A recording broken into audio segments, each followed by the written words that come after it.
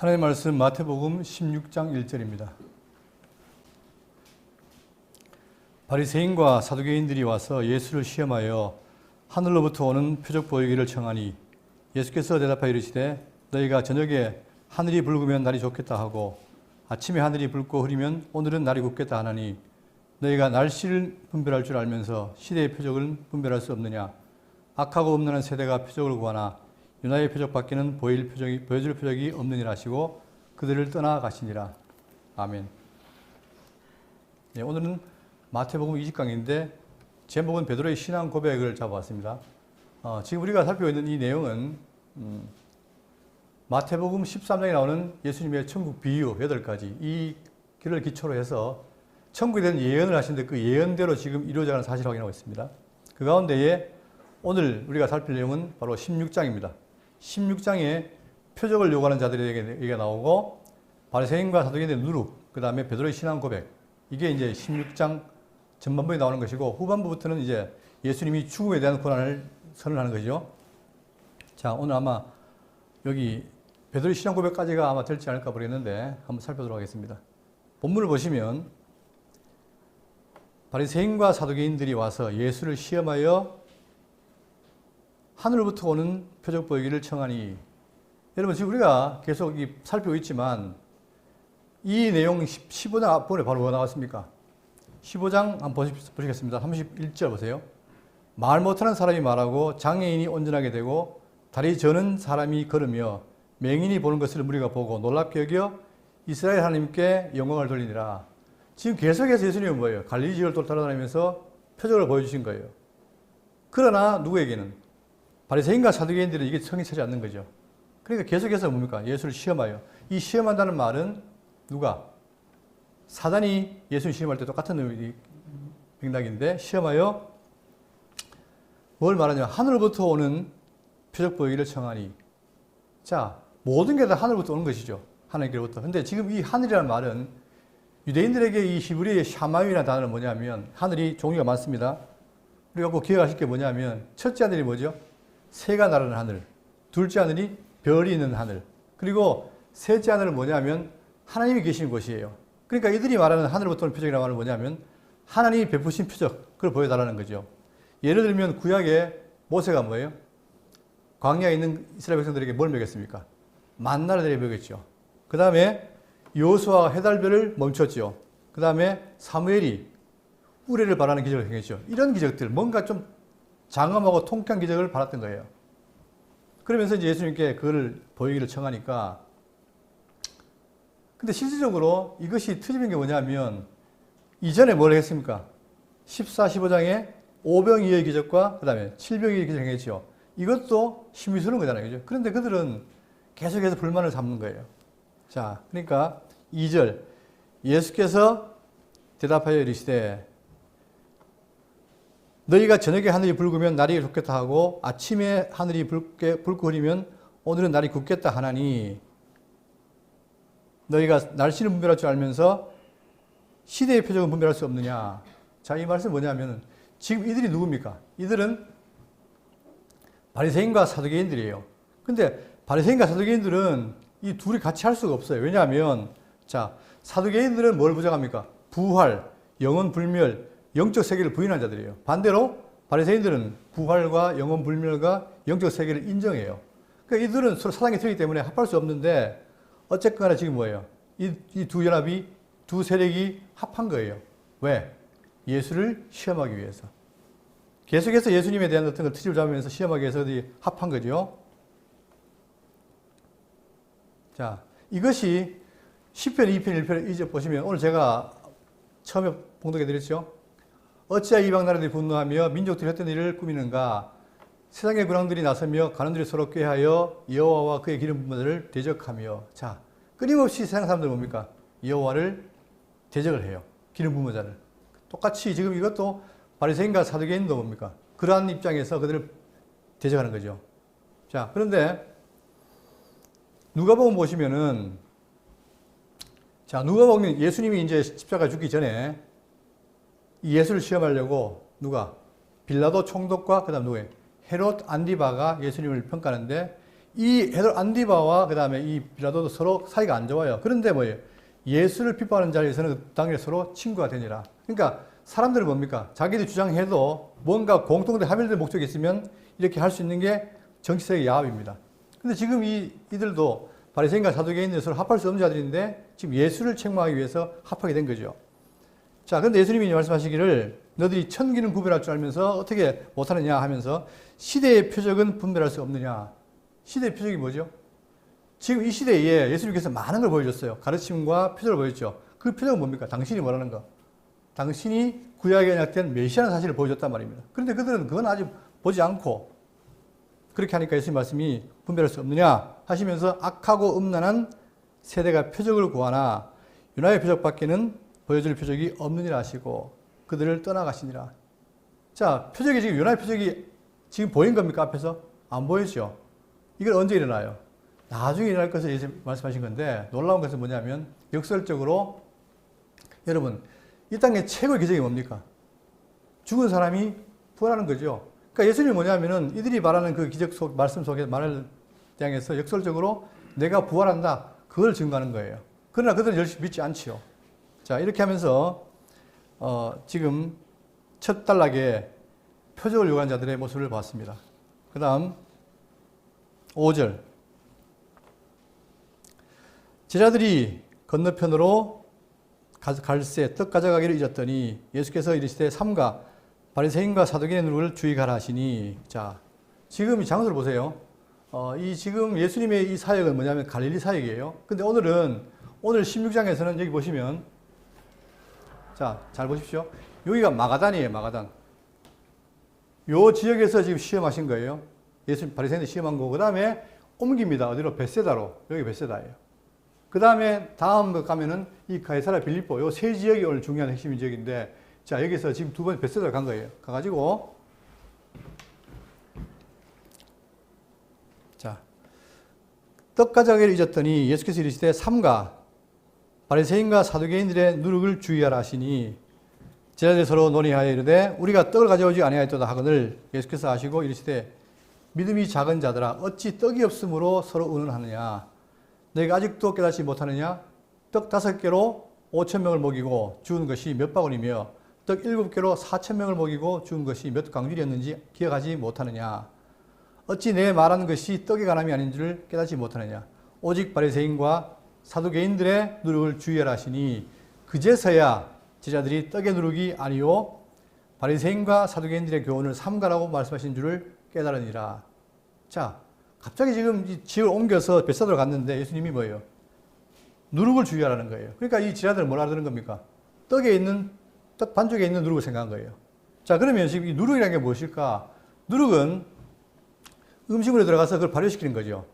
발효가 되면 어떻게 돼요? 발효 전과 후가 달라져요. 그런 것처럼 성경은 이 누룩의 특징을 살려서 뭐라고 했냐면, 자, 유대인과, 즉, 다시 말해 사도인과 바리새인들의 나쁜 관점이 사람들을 오염시켜서 그들을 어디 다르게 변화시키는 것. 그 역할을 하는 게 누룩이라고 보는 거예요. 자, 그래서 지금 그러면서 자, 떡은 이미 먹었지 않느냐. 그죠? 그러니까 5병이어와 7병이의 기적을 말씀하시면서 이미 떡은 충분히 먹었는데 뭘 떡 때문에 걱정하느냐. 그러니까 내가 말하는 것은 떡에 관한 것이 아니라 뭐가 관한 것이다. 바로 바리새인과 사두개인의 누룩에 관한 것이다. 자, 지금 이 바리새인과 사두개인이 예수를 시험하는 이 장면과 그 다음에 누룩 이야기를 통해서 뭘 말하냐면 우리가 아까 7가지, 8가지 비유 중에서 어떤 비유가 있죠? 알곡과 가라지 있죠. 대표적으로. 그러니까 이 사두개인과 바리새인들은 뭐예요? 대표적인 가라지의 모습인 거예요. 그러다 보니까 성경 진리를 왜곡해서 사람들을 가르치고 그로 인해서 사람들 혼란시킨 자들이죠. 그러나 그 뒤에 나오는 베드로의 고백은 뭡니까? 아주 정확한 곡식의 모습을 보여줍니다. 자, 그러면 바리새인 누룩이 뭔지 한번 보겠습니다. 자, 표를 보시면 바리새인의 누룩은 뭐냐면 전통과 외적 형식에 치중한다. 계속 우리가 살펴보지만 바리새인들 율법을 통해서 뭡니까? 계속 그들은 외적 형식을 강조하고 조항을 만들어내요. 그리고 독선적이고 배타적인 신앙을 고수하고 예수의 메시아성을 부인합니다. 그리고 또한 장로 위주를 만들어내서 사람들을 현혹시키죠. 이것이 극단적인 보수주의고, 그 다음 사두개인은 뭐냐면 모세오경 외에 다른 성경을 다 배척합니다.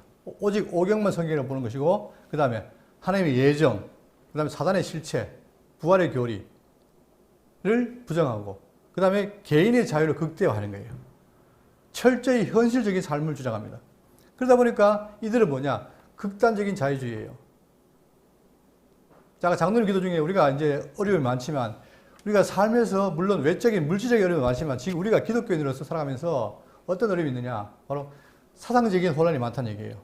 이 기독교 내에도 뭡니까? 극단적인 보수주의가 있고 그 다음에 극단적인 자유주의가 있어요. 그러다 보니까 성경을 마음대로 해석을 해요. 우리는 그 가운데 끼어서 정말 어떤 것이 성경적인가를 바로 차고 나가는 게 중요한데 지금 그런 누력, 자 지금 예수님 당시에도 바리새인과 사두개 누룩이 있던 것처럼 지금도 그런 거죠. 자 그러니까 이 누룩이 왜 무서우냐 보세요. 갈라디아 5장 9절 보세요. 적은 누룩이 온 땅 덩어리에 퍼지느니라. 그렇죠. 누룩은 작아요. 그런데 그 누룩이 들어가면 어떻게 됩니까? 금방 퍼진다 이 말이에요. 희한한 건 뭐냐면 올바른 진리를 전가하면 어떻게 돼요? 그것은 천천히 확산돼요. 그런데 누가 와서 잘못된 이단 사상을 전하면 금방 확산이 된다 말이에요. 그러니까 예수님은 지금 이 바리새인과 사두개의 누룩을 주의하라. 이걸 말씀하신 거예요. 왜냐? 그 바리새인과 사두개의 누룩은 교훈은 성경적이 아니라 어디에서? 사람이 만들어낸 것이다. 그거죠. 그러니까 그들이 바로 악한 자가 심은 뭡니까? 가라지라는 거예요. 자, 그러니까 우리는 뭐냐? 이 양극단, 바리새인의 극우적인 생각, 그 다음에 사두개인의 자유주의 생각, 이 양극단을 버리고 바로 하나님 중심, 말씀 중심으로 가는 것이 바로 올바른 기독교인데 우리가 이 말씀을 통해서 이 사실을 확인할 필요가 있습니다. 자, 그 다음에 13절, 본문 13절입니다. 예수께서 빌립보 가이사라 지방에 이르러, 자, 아까 말씀드렸죠? 지도에 여기 빌립보 가이사라, 요 지역이, 자, 한 번 더 제가 말씀드리겠습니다.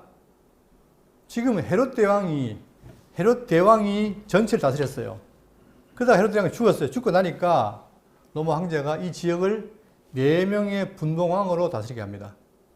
그것이 바로 여기 밑에 있는 헤롯 아켈라오, 그 다음에 헤롯 안디바, 헤롯 빌립, 그리고 이쪽 위쪽에 또 하나가 더 있어요. 근데 그건 지금 별로 안 중요하니까 빼고 이 4개가 있는데 지금 예수님은 지금 헤롯 안디바가 통치하고 있는 이 지역, 갈릴리 지역을 중심으로 말씀하고 있는 거예요.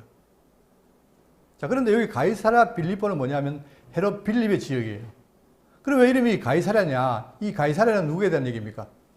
로마 황제에 대한 병식이란 말이에요. 근데 왜 가이사랴냐면, 자, 요 지역을 이 당시에 황제가 누구냐면 디베로 가이사였어요. 근데 이 헤롯 빌립이 아부를 떨기 위해서 어떻게 하느냐? 이 지역을 이름을 뭐예요? 황제 이름을 가이사를 붙이고, 그 다음에 또 자기 이름 빌립 붙여가지고 가이사랴 빌립보라는 이름을 붙인 거예요.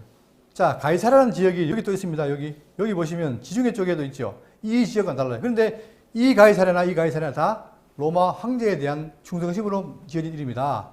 근데 지금 예수님은 바로 이 가이사랴 빌립보에서 지금 뭘 하냐? 제자들에게 신앙 고백을 요구하는 거예요. 자, 그러면 이 가이사랴 빌립보 지역은 이방 지역입니다. 이방 지역인데 여기는 자, 바알을 섬기고 그다음에 헬라계의 사람들은 또 판이라는 신을 섬기고 그다음에 헤롯은 뭐예요? 가이사에게 아부를 떨기 위해서 뭐 합니까? 거기다가 황제 신전을 지어 놓은 것이에요. 그러니까 아주 이 지역은 뭐냐면 이방 우상으로 가득 찬 곳인데 여기서 지금 예수님은 제자들에게 묻는 거예요. 뭐라고 물었느냐면 자, 제자들에게 물어 이르시되 사람들이 인자를 누구라 하느냐? 자, 이거예요. 직역하면은 나는 스스로를 인자로 부르니다. 사람들은 나를 무엇이라 표현하는가? 이렇게 물은 거예요. 자, 그러니까 이르되 더러는 세례 요한, 더러는 엘리야, 더러는 어떤 이는 예레미야나 선지자 중에 하나라 하나이다. 자, 세례 요한은 누가 그랬습니까? 아까 했지만 헤롯 안디바가 뭐예요?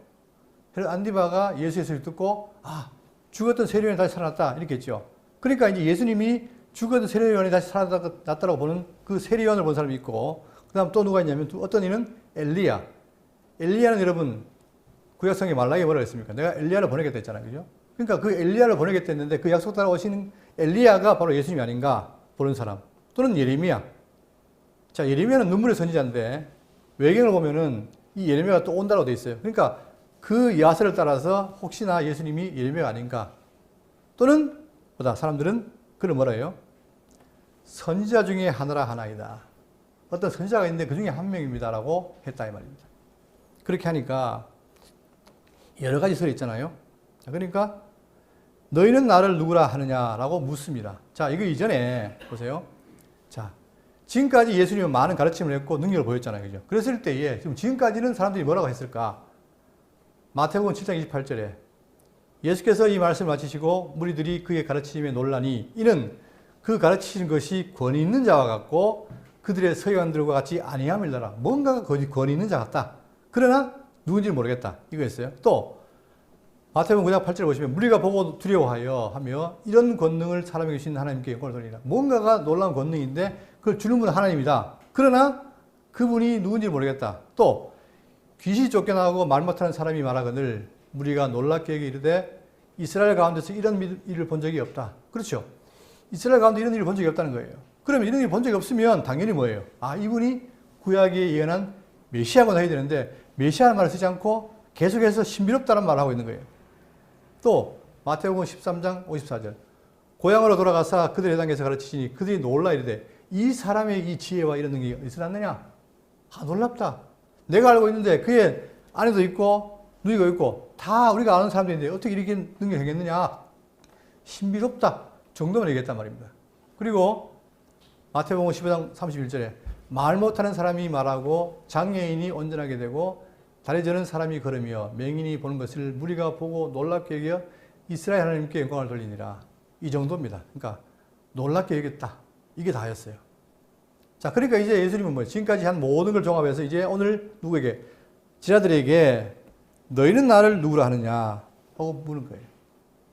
자, 여기에 대해서 참 놀라운 고백이 나옵니다. 이게 기독교 진리의 핵심인데 16절 시몬 베드로가 대답하여 이르되 주는 그리스도시요 살아계신 하나님의 아들이시니이다. 자, 여러분 하나님의 아들은 누굽니까? 하나님의 아들하고 하나님하고 같습니까? 다릅니까? 제가 이걸 통해 논쟁을 했는데 어떤 분이 하나님의 아들은 하나님이 아니라는 거예요. 그래서 과연 그럴까 했는데 여러분 이 부분은 우리가 좀 깊이 생각해야 되는 게 뭐냐 하면 우리는 지금까지 구약의 여호와와 신약의 예수 그리스도를 놓고 이해할 때 결국은 여호와가 중요한데 예수는 뭐다? 그리스도가 됨으로 여호와를 증거하는 것을 이해했단 말입니다. 그러나 잘못된 거예요. 왜냐하면 자 여기 보시면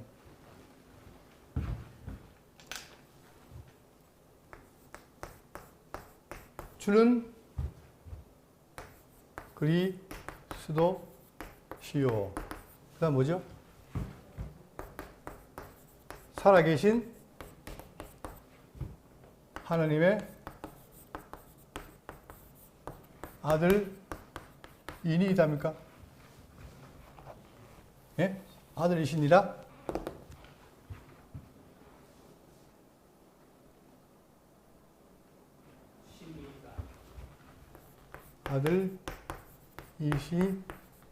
아들이시니라. 이거죠. 자, 이 말이 얼마나 대단한 말인지 오늘 지금 살필 텐데. 자, 이걸 요약해서 쓰는 말이 있어요. 뭡니까? 주 예수 그리스도. 신약 성경에 이 주 예수 그리스도라는 이 붙여진 표현이 72번에 나와요. 신약 성경에만. 자, 그럼 이 주 예수 그리스도가 뭘 말하느냐? 자, 하기 위해서 제가 이 두 개 비교를 할 텐데, 이 보세요. 제가 영어를 써봤는데, You are the Christ, the Son of the Living God. 이게 영어 표현이에요. 제가 왜 영어를 썼냐면, 그 이유가 있어요. 이때 주는 그리스도시요 할 때 이 주, 대부분의 사람들이 이 주를 뭐로 생각하냐면, 아, 주님이구나. 이렇게 생각해요. 여기서는 주님이 아닙니다. 바로 앞에 있는 누구에게? 예수님에게 당신은 이런 뜻이에요. 당신은. 이게 중요해요. 당신. 당신은 그리스도시고 살아있는 하나님의 아들입니다. 이거예요. 그럼 왜 중요하냐면 여기서 제2위 성자, 삼위일체 가운데 2위 성자에 대한 정확한 정체성이 드러나는 거예요. 자, 지금 베드로는 자기 앞에 있는 예수님 보고 당신은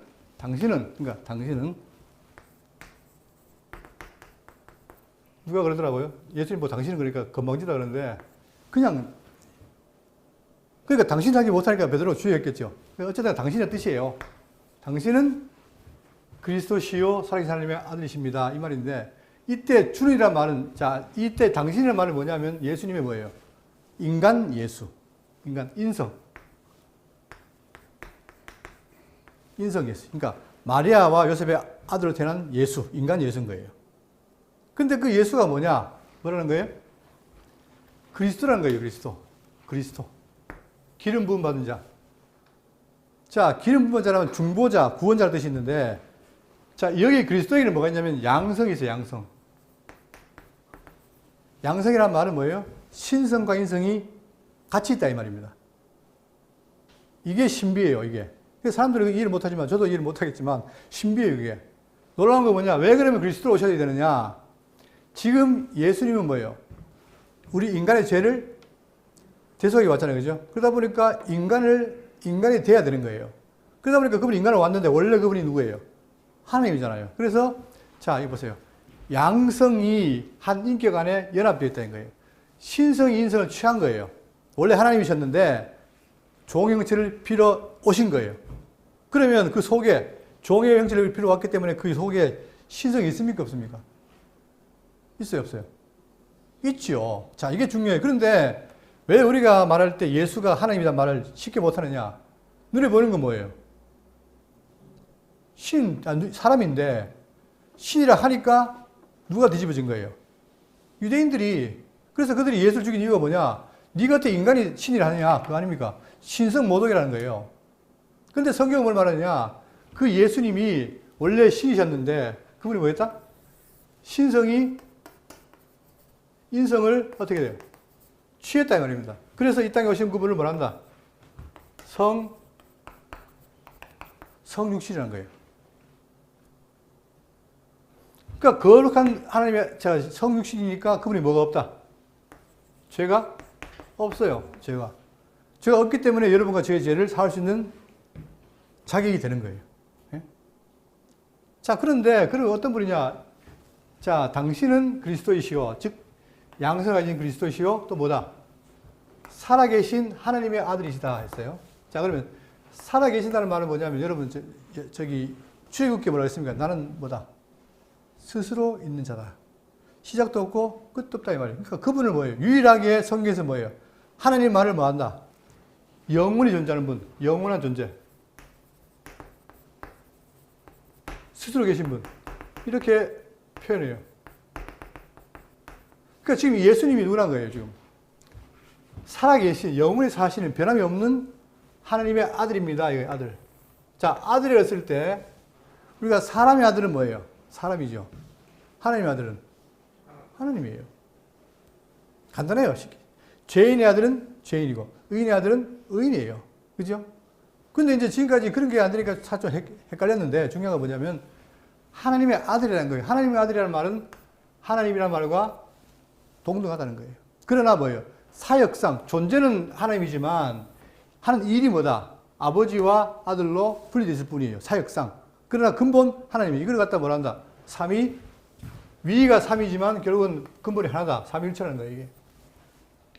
그러니까 여러분, 우리는 삼위일체라는 논리를 성경을 떼놓고 이론적으로 배울 생각하지 마시고 성경을 보고 이해하세요.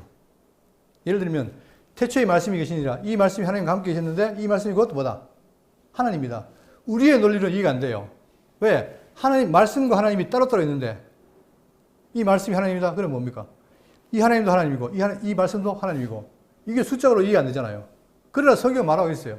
그게 하나님에 대한 뭐다? 신비로움이에요. 우리는 성경에 말하는 대로 믿으면 돼요. 자, 그러니까 지금 예수에 대한 고백이 뭐냐? 베드로의 고백은 자, 당신 인간이신 예수님은 자, 지금 눈에 보이는 건 뭡니까? 베드로도 그렇고 우리 모두가 다 보이는 건 뭐예요? 예수란 사람밖에 안 보여요. 그런데 이 고백이 놀라운 건 뭐냐면 이 베드로가 사람 예수를 봤는데 그 뒤에 진술이 뭐냐? 당신은 뭐다? 그리스도시요. 사람만이 아니라 양성을 취하신 그리스도시요. 누구다? 하나님이십니다. 이 고백인 거예요. 이게. 그러니까 제가 대구 장로교회 처음 와서 성탄절 날 예수는 누구인가? 그게 제가 의도한 강의였어요. 강론이었어요. 왜? 지금까지 우리가 자꾸 여호와를 얘기하다 보니까 예수는 마치 그냥 여호와를 증가하는 도구로밖에 안 보이기 때문에 그게 아니라 예수님이 곧 누구다? 하나님이다. 이것이 성경의 가르침이에요.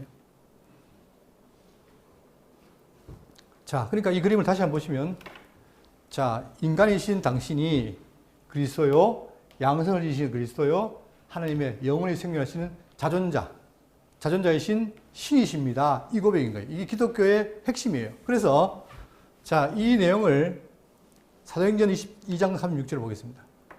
자, 이게 이제 복음을 증거하는 사도들이 하는 말인데, 그런즉 이스라엘 온 집은 확실히 알지니 너희가 십자가에 못 박은 이 예수를 하나님이 뭐가 되겠다? 주와 그리스도가 되게 하셨느니라. 이때 주는 이 주가 아닙니다. 이때 주는 뭐예요? 이때 주는 임금주자예요. 그러니까 보세요. 이 예수를, 사람인 예수를 하나님이 뭘 했다? 주, 하나님의 아들, 즉 하나님이 되게 했고 또 그리스도가 되게 했다. 표현은 되게 했다니까 원래 아니었는데 되게 한 게 아니라 원래 그분이 뭐예요? 그리스도의 하나님이셨는데 그 사역을 통해 드러낸 거죠. 그거를 말씀하시는 거예요. 자, 그러면서 신약 성경 여러 곳에 나오는데 로마서 1장 4절에 성결의 영으로는 죽은 자들 가운데서 부활하사 능력으로 하나님 아들을 선포되었으니 곧 우리 주 예수 그리스도시니라. 계속해서 우리 주 예수 그리스도라는 말이 나오고 있습니다. 자,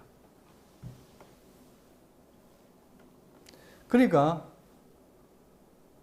이 땅에 오신 그 예수가 주님이시오, 즉 하나님이시오, 그리스도이시다. 이것이 신앙 고백의 핵심이에요. 그래서 우리가 지금까지 예수가 그리스도란 말은 정말 엄청 많이 했는데 예수가 누구라는 거예요?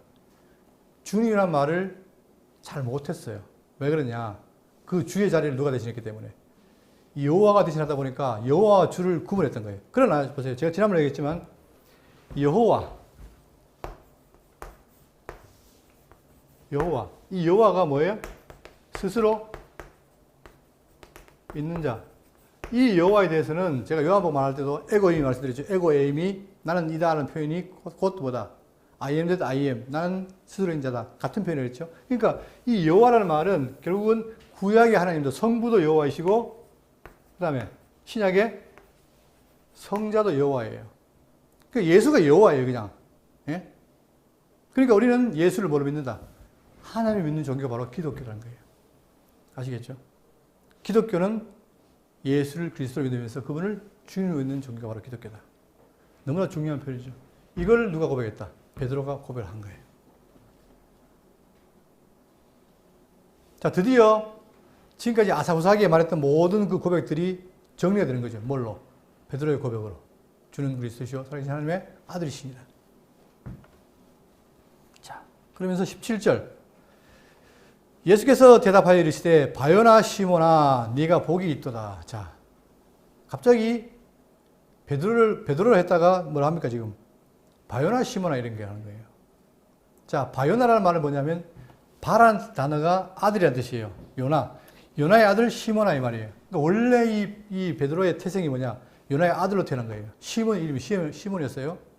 자, 그럼 왜 이렇게 이걸 강조하느냐? 그 이유는 바로 뭐냐면 지금 이 혈육, 그러니까 원래 이 베드로 되기 이전의 혈육, 그 혈육은 뭐예요? 이걸 알 수가 없어요. 도저히. 왜냐하면 우리 모든 혈육들은 뭡니까? 아담 타락 이후에 다 뭐로 태어났어요? 죄로 태어났죠. 그러니까 지금 베드로가 이 고백한 것은 혈육으로 된 것이 아니라는 거예요. 그걸 강조하기 위해서 지금 뭐예요? 바요나 시모나 이렇게 한 거예요. 네가 복이 있도다. 이를 내게 알게 하니는 혈육이 아니요 하늘에 계신 내 아버지시니라. 이렇게 말합니다. 그러니까 지금 베드로가 고백한 것은 네 능력이 아니라 누가 같았다? 하나님께서 그렇게 했다. 자, 우리가 미리 배웠지만 뭐라고 했냐면은 11장, 마태복음 11장 25절 보세요. 그때 예수께서 대답하여 이르시되 천지주제이신 아버지여 이것을 슬기롭고 지혜롭고 슬기로운 자들에게는 숨기시고 어린 아이들에게는 나타내심을 감사나이다. 옳소이다. 이렇게 된 것이 아버지의 뜻이니이다. 돌발 사태입니다. 내 아버지께서 모든 것을 내게 주셨으니 아버지 외에는 아들 낳은 자가 없고 아들과 또 아들의 소원대로 계시를 받은 자 외에는 아버지라는 자가 있다 없다? 없다는 거예요. 그러니까 지금 원래 바요나 시몬이 어떻게 했다는 겁니까? 혈육으로는 알 수 없는 인데 누가? 하나님께서 뭘? 아들과 아버지가 그에게 뭘 줬어요? 계시를 주니까 그 은혜로 말미암아 지금 이런 고백했다는 사실을 말하고 있는 거죠. 18절 또 내가 내게 이르노니 너는 베드로라. 여러분 이 고백을 하기 전에 약속이 있어요. 어떤 약속? 지금 예수님이 처음 베드로를 만났을 때 그가 바요나 시몬 했잖아요. 그런데 예수님이 뭐라 했냐면은 42절 보세요. 예수께서 보시고 이르시되 네가 요한의 아들 시몬이니 장차 뭐가 되게 하겠다. 게바라 하리라 하시니라. 그러니까 처음에 만났을 때는 예수님 만났을 때는 바요나 시몬이었어요. 근데 예수님이 그걸 보더니 장차 네가 뭐다. 게바라 하겠다. 베드로를 하겠다. 그러니까 게바라는 말은 아람어이고 자 지금 이 베드로라는 말을 쓰겠다는 거예요. 헬라어로 이렇게 했어요. 그러니까 지금 그것이 뭡니까? 여기서 그대로 이루어진 거예요. 자, 이 속에는 뭐가 있냐면 보세요. 그냥 바요나 시몬이었는데 그가 하나님의 계시를 받고 예수가 누군지 알므로 인해서 그는 뭐예요? 베드로가 된 거예요. 자, 베드로가 원래 뭡니까? 이름이 바위, 반석이잖아요. 그죠? 그럼 나중에 예수님께서 뭐예요? 이 반석 위에 뭘 짓겠다? 내 교회를 세우려 했죠. 그러니까 이 이름을 바꾼 이 속에는 굉장히 중요한 함의가 있는 거예요. 그냥 베드로가 외형적인 그 사람을 중요하게 하는 게 아니라 이 베드로가 계시를 받아서 뭐 어떻게 했다? 예수가 그리스도요 하나님 아들의 놀라운 고백을 했다 이 말입니다. 그걸 의미를 두고 반석이라는 이름을 붙인 거예요. 베드로라는 말을. 자, 내가 이 반석 위에 내 교회를 세우리니 음부의 권세가 이기지 못하리라. 자, 여기 몇 절 안 되는데 지금부터 굉장히 중요합니다, 이게. 자, 그러면 자, 이 반석이 뭘까? 이 반석에 대해서 의견이 다릅니다. 이게 지금 왜 중요하냐면 이게 개신교와 로마 가톨릭이 분리된 중요한 기점이에요. 자, 어떤 사람들은 예수님이 친히 반석이라는 견해가 있어요. 그러나 이것이 안 맞는 게 뭐냐면 예수가 세우는 자가 되고 또 교회 된다? 이게 안 맞잖아요. 그래서 이것은 그렇게 보지 않습니다. 자, 근데 요즘 갈수록 요즘 신학계에 새 관점이라는 말이 나와요. 새 관점. 그게 뭐냐면 우리가 예수님을 섬긴다 하잖아요. 섬긴다. 그런데 요즘은 뭐라냐면 우리가 섬기는 게 아니라 누가 섬긴다. 예수님이 섬긴다. 이렇게 말한다든가. 예수님은 천국의 뭡니까? 왕이죠. 그런데 어떤 사람들은 예수님은 천국의 왕이면서 또 뭐다? 백성이다. 이런 말을 써요. 정말 주의해야 될 말들입니다. 그런 것처럼 지금 이 말도 마찬가지. 예수님은 그냥 교회를 세우는 분이지 그분이 반석이 아니다는 얘기죠. 그다음 두 번째. 자, 예수님부터 직접 천국에서 받은 베드로가 교회 기초석이다. 자, 보세요. 베드로냐, 베드로가 믿는 신앙이냐, 여기 차이가 있어요. 그러니까 로마 가톨릭이 뭐냐면 베드로라는 사람이 뭐라는 거예요. 사람이 반석이라는 거예요. 자, 그런데 왜 안 되냐면 유한하고 흠인자가 영원한 교회 기초가 될 수가 없죠. 그러니까 베드로가 반석이라는 말은 될 수가 없는 거예요. 그러니까 우리 입장은 뭐냐면 계시된 진리, 곧 베드로가 증언하는 신앙 고백, 예수는 그리스도다. 주라는 그 고백. 그것이 바로 교회의 반석이라는 거죠. 반석에 대한 차이가 이렇게 나옵니다. 그러면 이게 왜 중요하냐면 여기 보세요. 이게 지금 로마 바티칸 그 광장이에요. 베드로 성당 광장이에요. 지금도 여기 누가 있습니까? 이 가운데 누가 있어요? 예? 베드로는 이 바탕에 돼 있고 베드로의 후계자 누가 있어요? 교황이 해마다 나가지고 전세기 미사하잖아요. 그죠? 교황이 있는 곳이에요. 여기가. 이게 성 베드로 성당입니다. 광장이고 두 번째. 자, 이게 내부의 모습이에요. 화려하죠. 근데 이들은 뭐라고 하냐면은 베드로가 복음을 전하다가 거꾸로 십자가 못 박혀 죽었다. 이렇게 말해요. 그리고 이 지금 베드로 광장 밑에 뭐가 있다?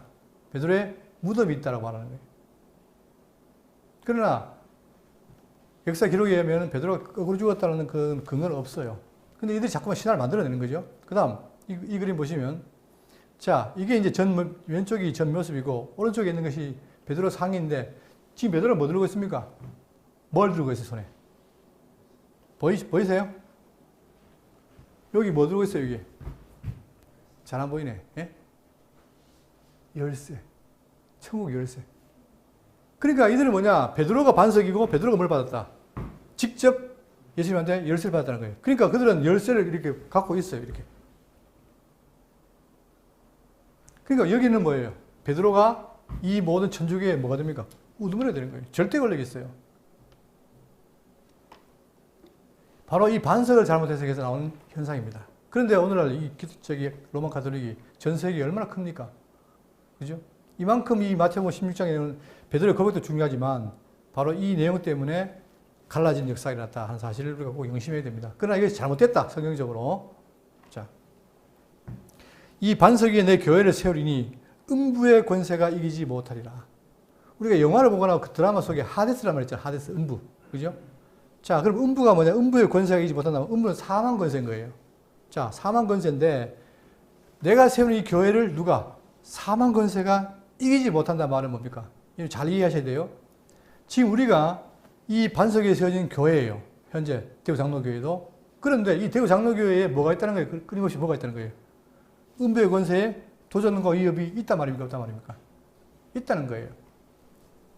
그런데 있어도 뭐 한다? 중요한 건 이기지 못한다는 거예요. 이게 우리 소망 아닙니까? 만약에 우리가 교회가 힘든데 음부의 권세가 우리를 이겨버리면 어떻게 됩니까? 그냥 나가 떨어질 거 아니에요. 그런데 예수님 약속은 뭐냐면 음부의 권세가 이기지 못하리라는 약속이 있어요. 그러면서 19절 내가 천국의 세를 내게 주리니 보세요. 요 장면. 그러니까 로마 가톨릭은 이 반석을 베드로를 보니까 베드로가 뭘 갖고 있다? 열쇠 갖고 있지 않느냐. 이게 모든 교회의 천국의 키 잡을 수 있는 그 키인데 이걸 베드로가 갖고 있다는 거예요. 그러니까 이 베드로 때문에 뭐가 생긴 거예요? 그 뒤에 계속해서 교황이 생겨난 거예요. 교황. 그러니까 지금도 교황은 뭐예요? 하늘과 땅을 움직일 수 있는 권한이 있다 없다? 있어요. 교황의 말은 곧 누구의 말이다? 하나님의 말씀인 거예요.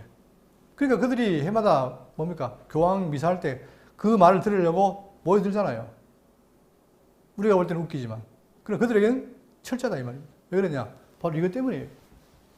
자, 그러면 내가 천국 열쇠를 내게 주리니 네가 땅에서 무엇인지 매면 하늘에서 매일 것이요 네가 땅에서 무엇이든지 풀면 하늘에서도 풀리리라 하시고. 자, 그러면 이거 한번 보세요.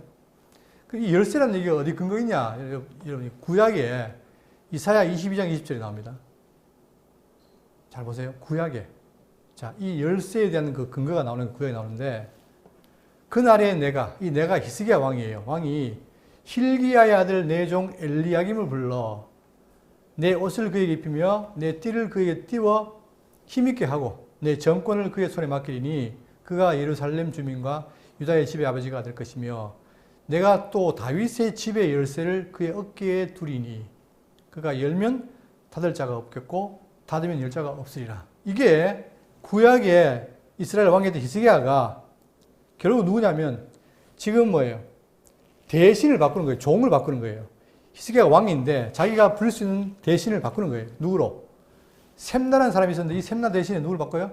엘리야김을 바꾸는데 중요한 건 뭐예요? 그에게 뭘 줬다? 그에게 다윗 혈통의 왕으로서 그에게 뭘? 다윗 집에 열쇠를 줬다. 이거죠. 그 말은 뭡니까? 전권을 줬다는 얘기예요. 누구에게? 엘리야김에게. 그러니까 그가 열면 닫을 자가 없고 닫으면 열 자가 없다. 이만큼 막강한 거라는 이거죠. 우리가 구약에서 여러분 12아들이 이집트로 뭡니까? 식량으로 갔잖아요. 그때 요셉이 뭐 했어요? 애굽의 총리였죠. 그때 애굽의 총리였을 때 요셉은 누구? 바로 바로 황제 바로 밑에 권위자였잖아요. 그죠? 그러니까 바로의 황제가 있었지만 요셉이 모든 걸 다 통치했듯이 그리고 또 다니엘이 포로 가가지고 그렇게 했듯이 지금 막강한 권한이 있다 이 말이에요. 그거를 뭐로 표현했어요? 다윗 집의 열쇠를 표현한 거예요. 그러니까 막강한 권한을 줬다 이거죠. 자, 이거를 근거로 해서 지금 천국 열쇠라는 게 풀어보면 뭐냐면 천국이라는 것은 지금 우리가 보고 있지만 뭐예요? 지금 예수의 복음을 말해 세워진 교회가 천국이에요. 그럼 열쇠는 뭐냐면 청지기에 임명된 자에게 주는 권리예요. 권리. 그러니까 천국에서 이루어질 권리라는 것이죠. 이것인데 지금 문제는 뭐냐면 그 권리가 있어요. 분명히. 베드로의 권리가 있어요. 그런데 로만 가톨릭이 뭐예요? 이 권리가 어떻다? 예, 절대적이라는 거예요. 절대적인 권리라는 거예요. 그러나 예수님은 그 말씀 하신 게 아니에요. 절대적인 게 아니라, 자, 보세요. 절대적인 권한을 주었다는 게 아니라, 어떻게 해요? 모든 교회에 있는 자들에게 능력이 주어진 거예요. 베드로뿐만 아니라 12사도 그리고 교인들에게. 이것이 차이점이죠. 자, 그러나 뭐예요? 이제 천국을 여는 열쇠는 뭐다? 베드로가 말 한마디 되는 게 아니라 베드로처럼 뭐예요? 한 고백을 갈 때에 천국의 열쇠가 열리고, 그리고 이 천국의 열쇠는 뭐예요? 하늘과 땅을 연결되어 있다는 거예요. 이 땅에 열리면 하늘도 열리고, 이 땅에 매면 하늘도 매인다. 이게 특징입니다. 자, 그러면서 네가 땅에서 무엇인지 매면 하늘에서 매일 것이요, 네가 땅에서 무엇인지 풀면 하늘에서 풀리리라 하시고, 자, 또 한 번 강조하지만, 자, 열쇠를 받은 대상이 누구냐? 이것도 아까 그랬죠? 베드로 한 사람이냐? 그 다음에 천형의 통치 때에 올 사람이냐? 베드로냐? 그게 아니라 성경의 말은 뭐예요? 12사도를 대표하는 모든 베드로와 12사도, 그리고 나아가서 교회 전체를 가리키는 견해다. 이것이 우리의 성경이 가르치는 견해입니다.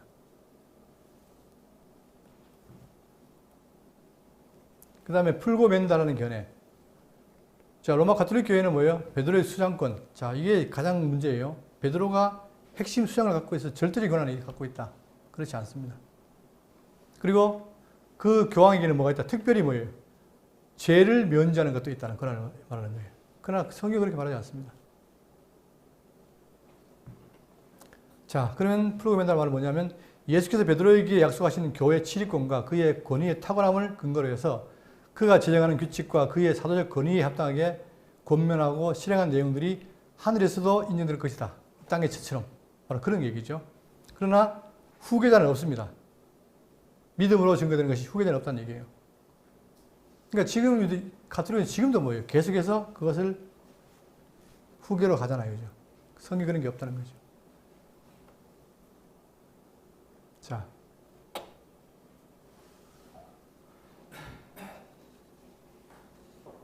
(20절) 이에 제자들에게 경고하사 자기가 그리스도인 것을 아무에게도 이르지 말라 하시니라. 자, 저 같으면 베드로가 고백하면 네가 맞다 정말 잘했다고 어떻게 할 건데?